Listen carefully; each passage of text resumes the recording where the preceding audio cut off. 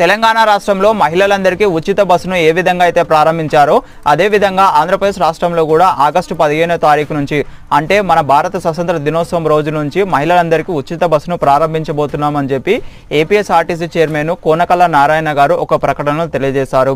ఇక్కడ తెలంగాణ రాష్ట్రంలో ఎప్పుడైతే ఉచిత బస్సును ప్రారంభించారో అప్పుడు ఎవరైతే మహిళలు ఉంటారో ఈ మహిళలందరూ కూడా ఆధార్ కార్డులను చూపించి ఉచిత బస్సు ప్రయాణాన్ని ఉపయోగించుకోవచ్చు అని చెప్పి తెలంగాణ రాష్ట్రంలో చెప్పారు।